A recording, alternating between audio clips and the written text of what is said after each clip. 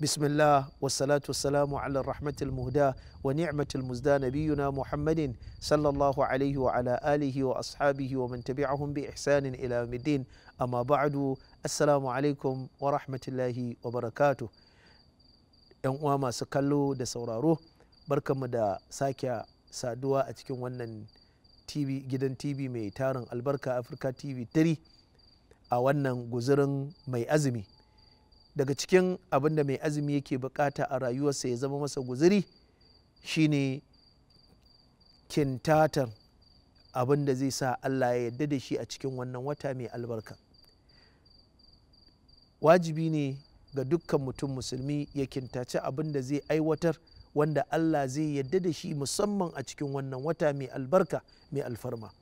Shine na farko dai mutum ya yawaita yin istighfari, ya yawaita yin hailala, ya yawaita yin hauƙala, ya yawaita duk wani ayyuka na alkhairi, tasbihi da karatun ƙur'ani.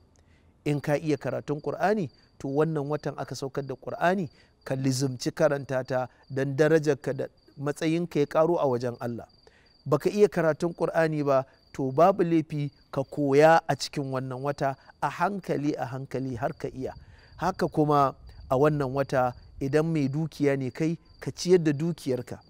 Idan kuma talaka ne kai, har ila yau ka taimaka wa kanka da kanka wajen ciyarwa gwargwadon abin da kake da shi.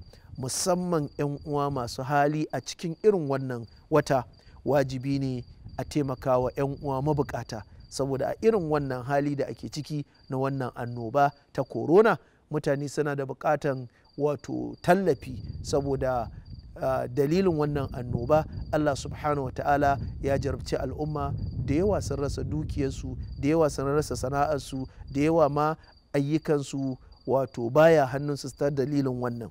To a irin wannan dama ne ya kamata 'yan uwana masu kallona da sauraro mu yi amfani da wannan dama mu nemi yardan Allah, mu taimaka wa 'yan uwanmu musulmi duk inda suke a faɗin duniya, don Allah subhanahu wa ta'ala ya sanya albarka a cikin rayuwarka. Manzo Allah sallallahu alaihi wasallam ya ce, man nafasa an mu'minin kurbatun min kurabi duniya nafasa Allahu anhu kurbatun min kurabi yawmil qiyama.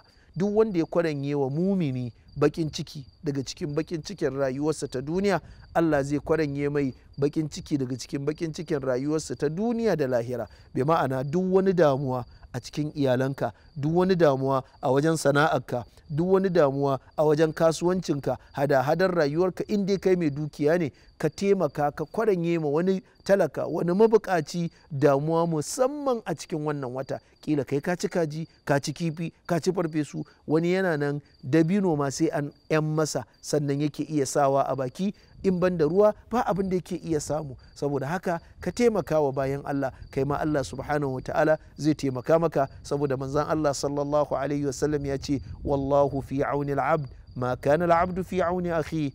Manzon Allah sallallahu alaihi wasallam ya ce, Allah yana taimakawa bayinsa matukar bayinsa na taimakawa 'yan uwansu. Bi ma'ana Allah na taimakawa mutum musulmi matukar wannan musulmin yana taimakawa 'yan uwansa musulmi. Ashe kenan dan uwana mai kallo na da sauraro, ba za mu yi amfani da wannan dama mu yi wa kawukan mu guzuri zuwa lahira, shine mu taimaka wa mabukata a cikin irin wannan hali. Allah subhanahu wata'ala mu ma zai taimake mu a duniya, kuma zai taimake mu a wajen sana'armu, zai taimake mu a wajen 'ya'yanmu, ya kwarara musu albarka mai ɗimbin yawa, sai ka ga rayuwarsu ta yi kyawu, saboda mu ma mun taimaka wa wasu, mun agaza musu, mun taimake su a rayuwarsu, sai Allah subhanahu wata'ala mu ma ya taimaka mana a duniya, kuma ya taimaka mana a lahira.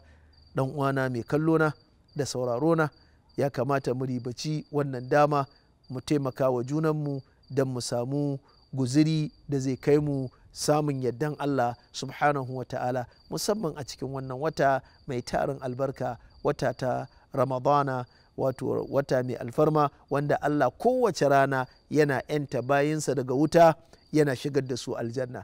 To mu ribaci wannan ya zama mana a matsayin guziri da za mu samu yardan Allah subhanahu wa ta'ala. Ka sa wa kanka wannan budget ɗin, kowace rana akwai bayan Allah da za ka taimaka musu. Idan kai biloniya ne, sai ka ajiye misali miliyan 100 ka ce a wannan watan za ka sadaukar da su fi sabilillahi. Idan kai kuma miloniya ne ka ce misali miliyan 10 ka ajiye su a wannan watan za ka taimaka wa mabukata. Idan kai kuma ba miliyan kake da shi ba, dubannin kuɗi kake da shi, wato 'yan dubannin da kake da shi, shi ma ka sa shi ka taimaka wa bayan Allah, kai ma Allah zai taimake ka. Assalamu alaikum wa rahmatullahi wa barakatuh.